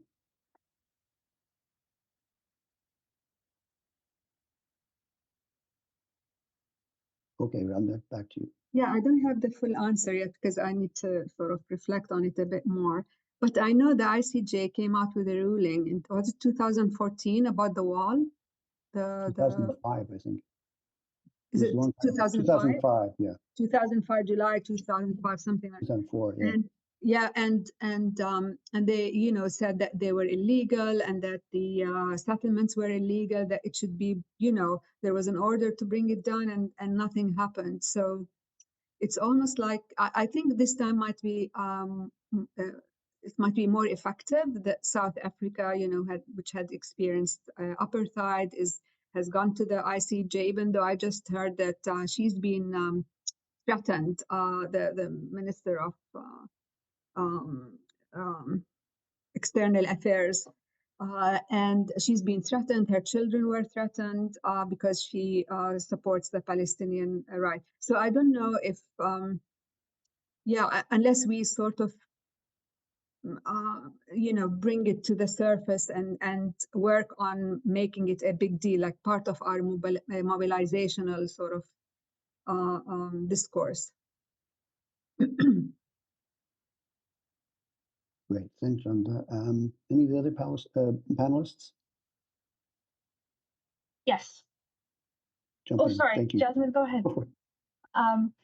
I just wanted to add as well that in addition to the ICJ ruling, and we may also, as Nicaragua rolls out sort of their action in the ICJ that is naming Canada, we may get more information about the impact of the ICJ on what is happening nationally or domestically. But it's not as if we don't have a whole legal framework in which people who are being censored at universities are already supposed to be protected. We have laws that are protecting freedom of speech. We have collective agreements that are protecting academic freedom.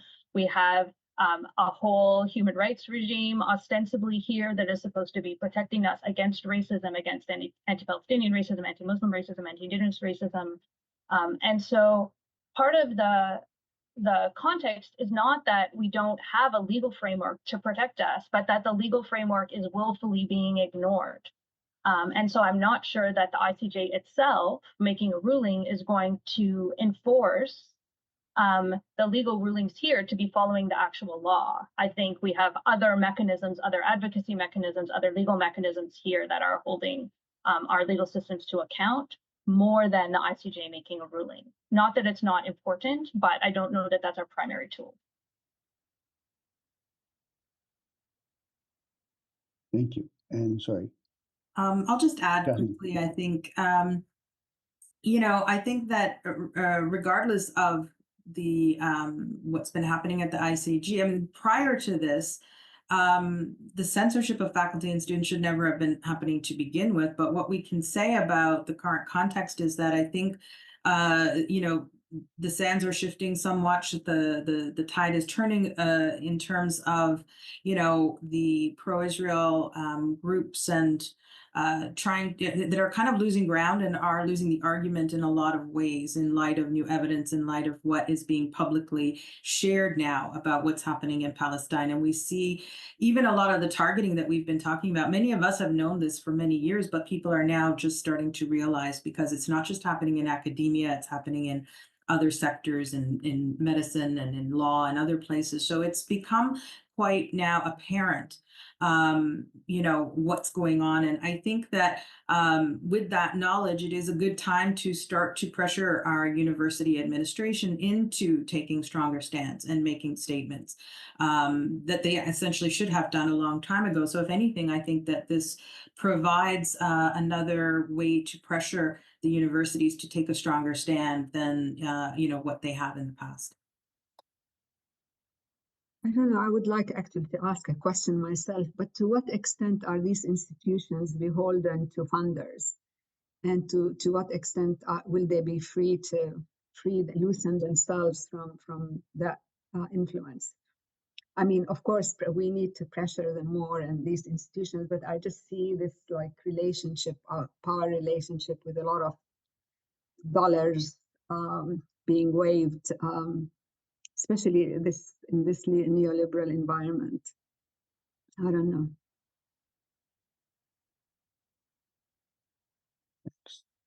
Anyone else? Okay. I love it when panels, first of all, I need to say there's more questions in the Q&A than we're going to be able to get to, so I apologize in advance if we don't get to your question. We'll try to get to as many of them as possible. I love it when panels about teaching actually ask for teaching tips. So from Judy Rebick, thanks for joining us, Judy. I teach a course at TMU on social movements. This year, I had 2 Zionist students in my class who asked that they invite a speaker who represented their views. I wanted to teach about pro-Palestinian movements because I believe it's the most important movement we have seen in decades, but it was difficult to present when the differences in the class were so emotional. Do you have any suggestions?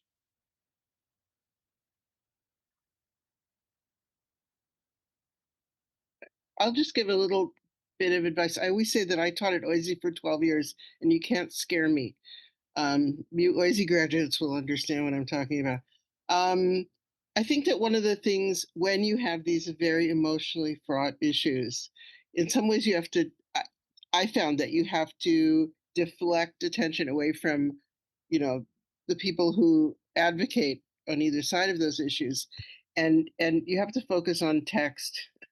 Like focusing on text, like people can have arguments about what the text says without without personal attacks on people's necessarily on people's opinions. And I think just keeping it there, it's like, because one of the things I say to students, we don't share anything. For the most part, we don't, we're not involved with each other. We don't know how to treat each other, as friends yet. We can develop that. But the only thing, all we have is the text. That's all we have to actually engage with each other. And I think that just, focusing on that can be helpful. It was helpful for me in my teaching life. David? Thanks, Sheryl. Anyone else? Sorry. Yeah. Randa, please jump in. Yeah. I don't know if this will be any help, but that might actually be unhelpful. I remember I had the daughter of a general in the Israeli army one time in my class. And because they have, dual citizenship and they were living here or something. He wrote to me when, she started taking the text back home and talking about the Nakba. And So he wrote to me an email telling me that when the exam comes, she's going to write whatever she wants about 1948, what she believes was the right history of 1948. And because according to him, Israel was a good thing for the Palestinians. They, made the economy flourish and so on. So in that particular case, I chose to ignore it because sometimes if you engage, that's what they want to engage, and then you get so frustrated, and I was okay by ignoring it, but the thing is, when I teach about Palestinian refugees, for example, I tell them this is not about Israeli society. This is about the effects of Israel on the Palestinians. It's like you are talking about Israel, but you're talking about it as a colonial. Like you are showing the two sides of the coin. You are telling them that Israel occupied the Palestinians, and this is what happened to the Palestinians as a result. I'm not going to go into the politics of Israel and the history of Zionism, but the effects of Zionism on the Palestinian society. So that's legitimate. I don't have to have, I used to, because I used to be so intimidated, have these Zionists come and give their own presentations to counter my narrative. It's a way to invalidate your authority as well.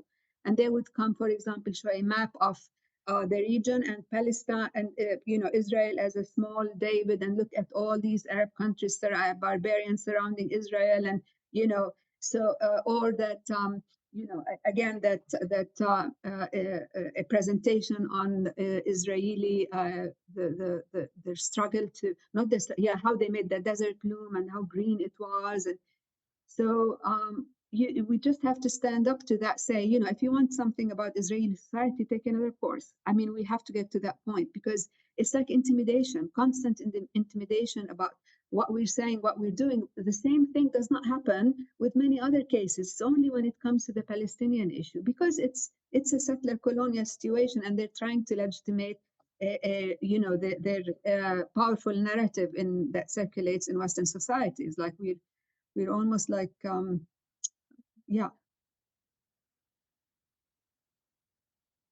Thank you. David? Sorry, I can't see all the speakers here. Sorry, Just go ahead. Yeah, it's just jump in. I don't know that I'm qualified to give Judy Rebick advice, but I will try. Something that we have had some luck with here is working with elders who feel confident to speak about Palestine, as well as the settler colonialism here on Turtle Island. So we have held some healing circles. We have had elders come and speak, and it shifts the air. It shifts the space for conversation often. In my experience, it also often shifts people's behavior and what they're willing to do in relation to an elder compared to other students. So it's a suggestion. If you don't have elders at TMU who are comfortable facilitating the conversation, I'm also happy to share the names of some of my elders who are. And your question about the map, about where you can access the map of Canada with Indigenous land map out on it, it comes from sorry, I'm going to flip the letters. Canadians for Justice and Peace in the Middle East, CJPME. I think that's the right order of the letters. So it's from their work that map is available.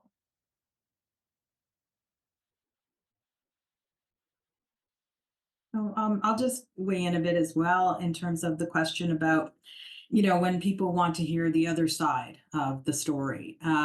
If this was a course on white settler colonialism in Canada and Indigenous experiences, you wouldn't be inviting a speaker to take the pro-colonial, side of this. Or if it was about Black Lives Matter as a social movement, you're not going to have white nationalists come in and give the other side. So I think that this idea that there needs to be representation of all the arguments isn't something that we should necessarily entertain. I know I've had this happen on some panels that I've been invited to on topics like this, where there was pushback in one of the institutions by donors and others to say that, okay, if you're doing this panel, you need to have a pro-Zionist voice. And one of the speakers was also on the panel, is Palestinian and lost 74 members of her family in Gaza. And she's like, absolutely, I am not going to be sitting on this panel. And entertaining, someone who is going to be speaking from a perspective to justify what's happening. So I don't think we need to to entertain those particular requests, and we can simply reframe them in the way that I've said, so that hopefully people would understand why it wouldn't be appropriate to do that. Is there time for me to add one thing, David, quickly? Go for it, Randa, yes, Yeah. please. Thank you. I think it has to do with this history of framing the whole thing as a conflict previously. And when you say a conflict, you're talking about two equal sides, as if, there's this and that, so you need to listen to both views. And that was a way to camouflage the settler colonial. But now I remember talking about it as a conflict. I had internalized that kind of language at one point. And so it's good to sort of reframe it as it is. It is a settler colony. And when you do that, then everything that we said about, we don't have to bring an Afrikaner or a colonial settler to explain their point of view. It becomes the same, it's in the same kind of frame. Thank you. And now I'll exercise the moderator's discretion and just note that we've got a vanishing amount of time and far too many questions. Some lovely comments, which I will answer so that people can see the answers when they're answered. So look in the answered column. There's more there now than in the open questions column. But a double question from Gala Hindininham. What can and should everyday citizens do to show support and normalize acceptance of peoples over the current colonial mindsets? And also from Gala Hindi, when applying, quote, pressure to academic institutions, what does that look like and how is it done? Yonko for the question, Gala Hindi. Anybody want to jump in on either of those? I'll just say something about the question around applying pressure to our academic institutions. So, in October, when statements came out from universities about what was happening, and I think there was a case where university presidents were called in, at least in Ontario, to have a meeting with the Minister of Colleges and Universities, and were briefed, and then certain messaging went out. And I noticed at our university, there was messaging that talked about the pro-Palestine rallies as kind of glorifications of violence. I mentioned this in my talk, and that language was reproduced not only by, Justin Trudeau, or here in Toronto by Mayor Olivia Chow in reference to that. Now you have universities who are saying, well, we condemn glorifications of violence. And so I wrote a letter to the university president and administration, talking about why that was an Islamophobic trope that has been long used to connect, Muslims, Palestinians, with notions of terrorism and celebrating violence and all of this sort of, issue, and requested that it be removed because it is reinforcing a longstanding Islamophobic trope. And they did remove it. And so I think that we need to, be able to, and I had other colleagues sign that letter and we sent it out. And I'm not saying this is going to work in every instance. Every university is different and the politics are different and the stakes are different, but we have to be able to work in solidarity with our colleagues, in our institutions who are willing to be involved in that sort of pushback and be able to support.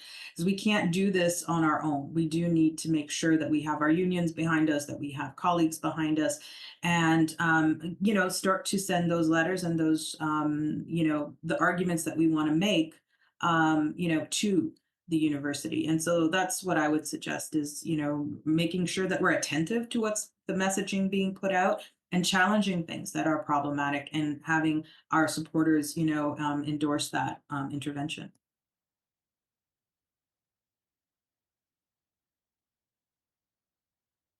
And I would like to just add also making it visible, making what happens visible. So when the swastikas were drawn on my door, the number one goal of the university was to suppress the information. So a colleague who's the chair of the religious studies department, Kaya Halberstam, whose office is right next to mine, who also is in this hallway, who also experienced that swastika being put, we took a motion to college council that named what happened, that asked the university to name the incidents of hate, the hate crimes for the whole campus, and to enact a collective safety strategy in consultation with all communities that would be impacted by a swastika. The response of the university was, of course, to make the agenda so long that we didn't get to the resolution. So next Wednesday, College Council, King's University College, 2:30 p.m., Kenny Theater, open to the public. You can't speak, but you can be there. Feel free to come. The motion's coming back on the floor. And we are not allowing the incidents of violence and harm and hate that happen to be hidden, because divide, conquer, silence, fear is their strategy, and everything that we do needs to be countering.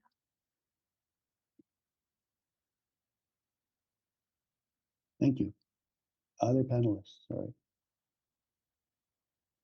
We're good? Okay. From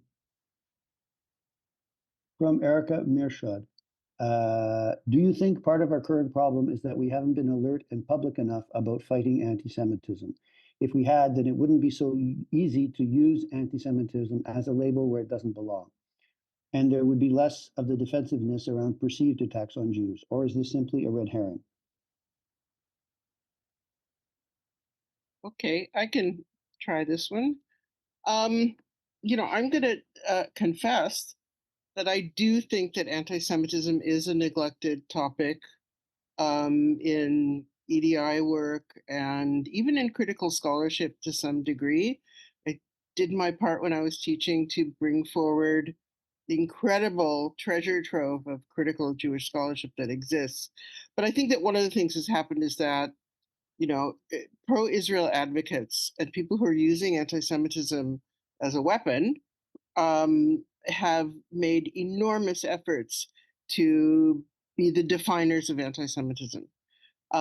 There's a huge pushback against that. I don't want to get into all the details, but I think that there needs to be consideration given to people who are critical of the weaponization of anti-Semitism to be able to bring that perspective onto campuses, to the EDI people, to the deans, and all the people who are being pressured by the Israel lobby and the people who are weaponizing anti-Semitism to adopt, the perspective that strong criticism of Israel is anti-Semitic. That needs to be countered, absolutely. And one of the things we're fighting now is the free reign that some of these organizations, as I mentioned, Simon Wiesenthal, but also CIJA and B'nai B'rith, the kind of moral high ground that they claim in terms of being able to define and fight anti-Semitism, is actually underlain by an attempt to quash criticism of Israel. I think it's a really complicated topic. I think that the discourses of Jews and whiteness, which aren't well understood or looked at in very complex ways, need to be unpacked. I think there just needs to be a much more sophisticated approach to countering anti-Semitism.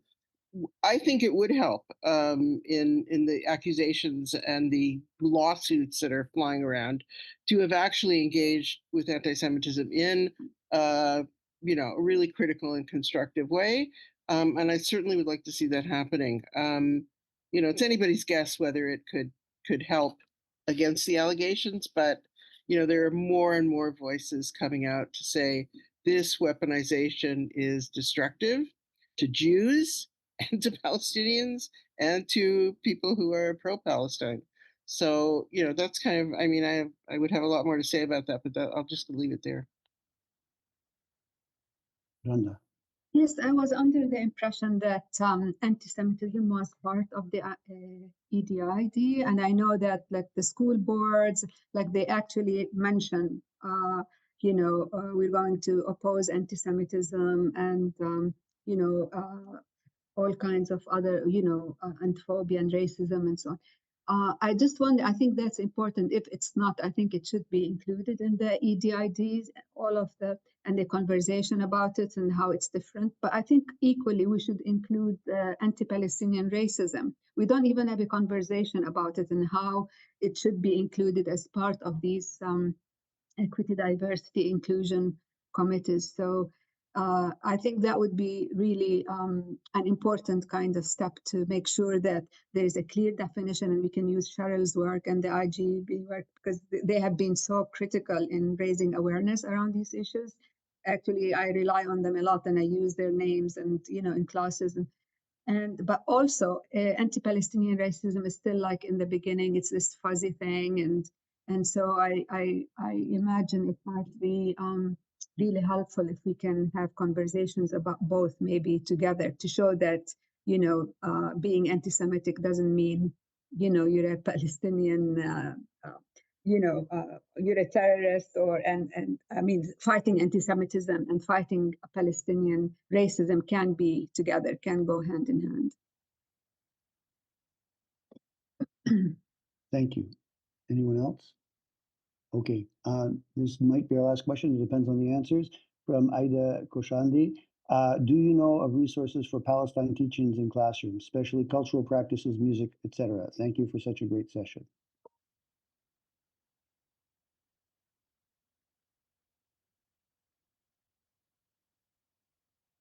Sorry, say again? Sorry, David, I missed the question. What was Question.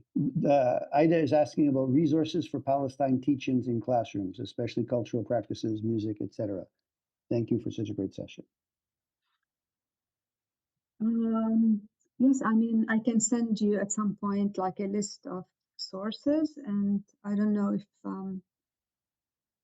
she can contact you, David, or how does that, or she can contact They contact directly me through directly. Public Humanities or Randa for her Yeah, link was shared earlier, or I'll Public put my Humanities at Western. I put my email here. Okay.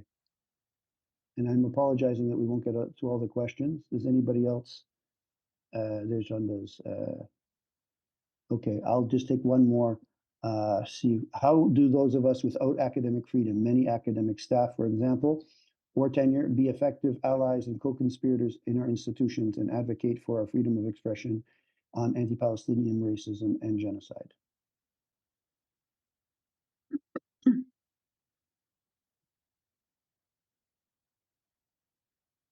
Anyone? So one of the things that's happened here at King's is that we've been able to sort of work across spaces and employment categories.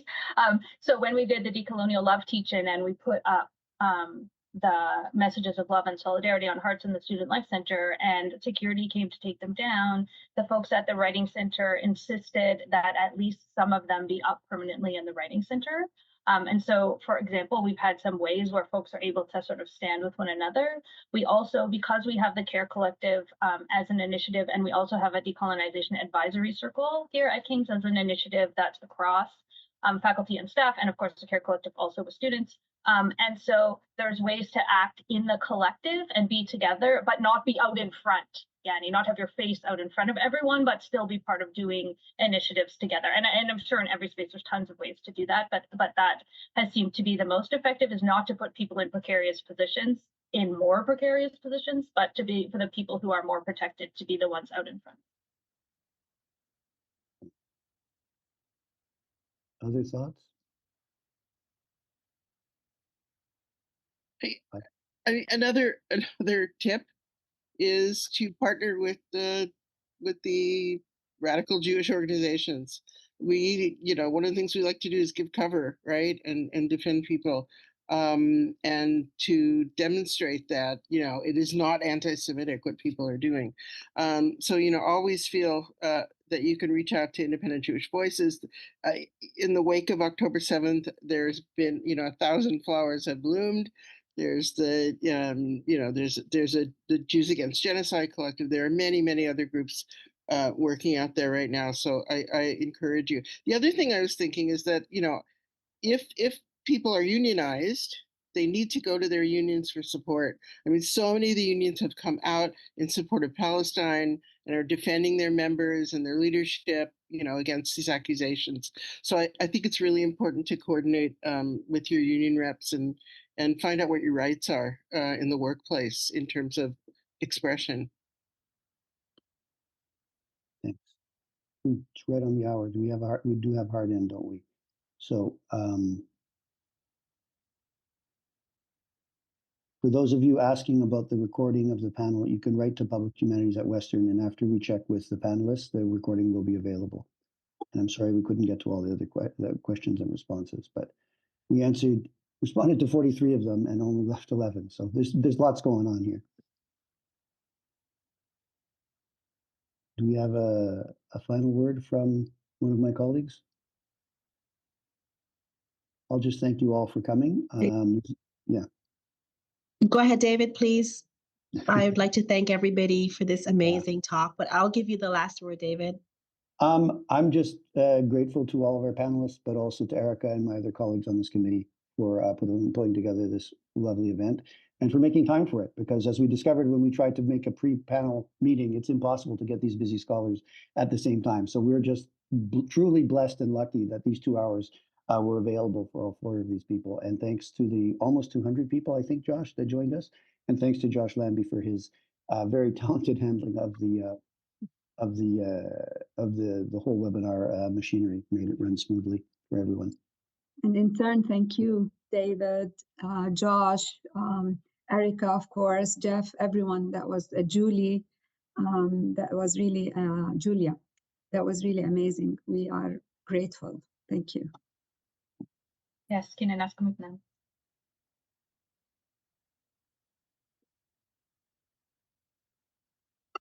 Bye from me. Good evening, good afternoon, wherever you are.